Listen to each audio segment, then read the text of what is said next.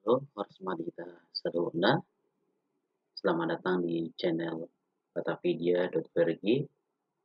Pada kesempatan ini kita akan membahas terkait marga dan hukum marga dalam masyarakat Batak.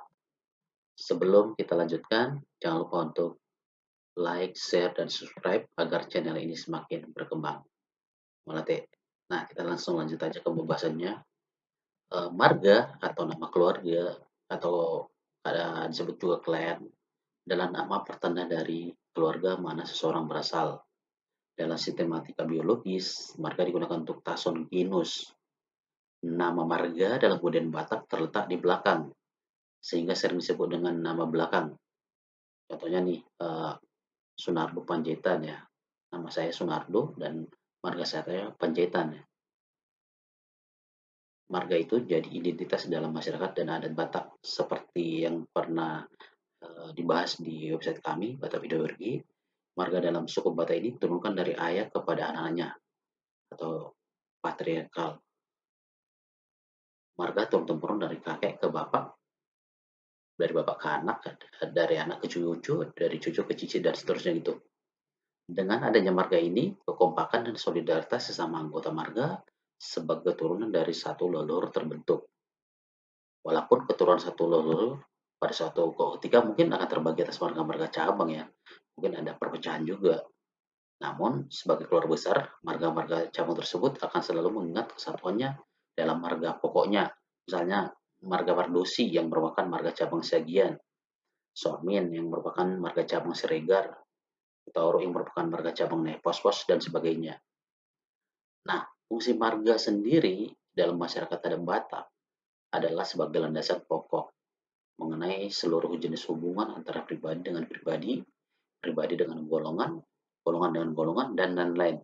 Misalnya, hubungan kekerabatan dalam masyarakat Dalenatulu, adat pergaulan sehari-hari, adat hukum, milik, kesusilaan, pertahanan, dan sebagainya.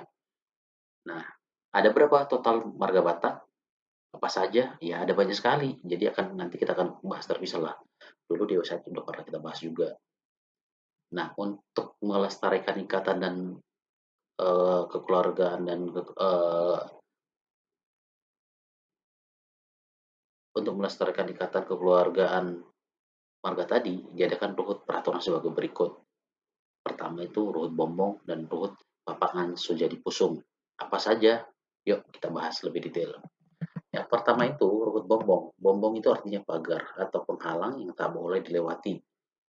Jadi artinya secara harfiah adalah peraturan yang tidak boleh dilewati atau dilanggar. Misalnya, perkawinan dalam suatu marga.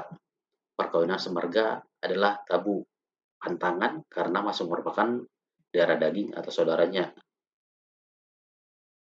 Bagi masyarakat semarga, berlaku ketentuan sisa ada anak, sisa ada buru.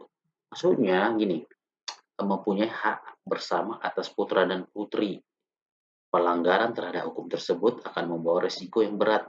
Selain mendapat sanksi, pernikahan semarga juga diyakini ya kena kutuk gitu. Adapun sanksinya bisa diusir dari kampung dan tidak diperbolehkan mengikuti adat istiadat Batak. Jadinya benar-benar dikucilkan itu, diasingkan. Sanksi tersebut bukan untuk mereka saja, namun juga berlaku untuk anak-anak keturunannya. Itulah beratnya tadi sanksi adat ini. Sanksi ini juga bukan berlaku hanya di kampus saja, tapi juga di perantauan. Jadi ke bawah sampai mati, kalau di sudut batu duro, sudut papatur gitu. Selain itu, pernikahan semarga juga diakini selalu membawa musibah, bisa mendapat kecelakaan, rumah tangga tidak bahagia, bisa jadi karena efek sanksi, malu atau tidak tahan menjadi bahan gunjingan. Terus juga ada yang anak yang cacat, punya keturunan. Sebenarnya ini pernah kita bahas ya, kalau terkait penyakit keturunan, secara biologi pernah kita bahas dalam larangan perkawinan sedara atau incest dalam biologi. Nanti akan kita bikin podcast sendiri. Jika demikian, mengapa bisa terjadi kemungkinan menikah satu marga gitu? Ada beberapa kemungkinan ya. Yang paling kita notif itu ada dua. Pertama, dulu sistem perkampungan orang Batak itu kan bertumpuk-tumpuk, jadi hanya satu marga saja di dalam kampung tersebut. Sedangkan kampung yang lain sangat jauh. Itulah sebabnya mereka hanya kenal dengan mereka saja. Dan jadinya mereka itu menikah gitu. Kedua, persebaran penduduk dan kemajuan zaman. Beberapa orang Batak itu tidak diajarkan oleh orang tuanya mengenai budaya Batak. Jadi ya Jadi nggak ngerti sama sekali loh terkait yang marga, siapa itonya gitu loh, siapa yang nggak bisa diuli gitu. Terutama mengenai hal ini ya, ada beberapa orang yang tidak menggunakan marganya lagi ya. Contohnya nih, eee, Sunardo misalnya tanpa marga Panjaitan gitu. Dan lebih parahnya lagi tuh banyak nggak tahu marganya, apalagi udah lahir dan besar di perantauan. Kemudian ada perkawinan sekerabat. Perkawinan sekerabat atau inbreeding itu dalam biologi diartikan sebagai perkawinan antara dua atau lebih individu yang masih memiliki kedekatan hubungan dengan kekerabatan. Istilah lainnya itu adalah silang dalam ya.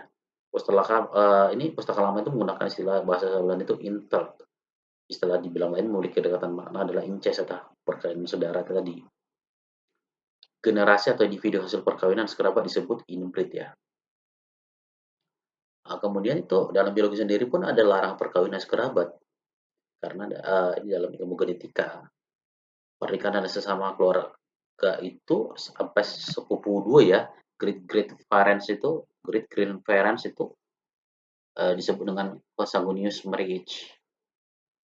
Secara umum, consanguineous marriage itu diterjemahkan sebagai perkawinan saudara. Penelitian-penelitian secara populasional menunjukkan bahwa anak-anak hasil perkawinan saudara ini memiliki risiko yang lebih besar menderita penyakit genetik tertentu, terutama yang sifat penurunnya autosomal resesif. Pada sifat penurunan seperti ini, ya, pembawa atau carrier tidak akan menunjukkan tanda-tanda penyakit apapun. Sementara itu, karena orang-orang dalam satu keluarga memiliki proporsi materi genetik yang sama, maka ya suami istri itu memiliki hubungan saudara juga memiliki resiko membawa materi genetik yang sama gitu. Jika salah satu carrier suatu penyakit autosomal resesif tadi itu ya, maka terdapat kemungkinan bahwa yang lain juga membawa.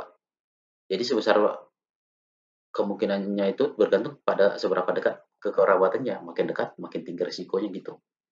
Namun dalam hal ini ya, jika orang tua dari suami atau saudara kandung dari orang tua istri, kemungkinannya tentu lebih besar dibandingkan jika orang tua suami adalah sekedar saudara jauh dari orang tua istri.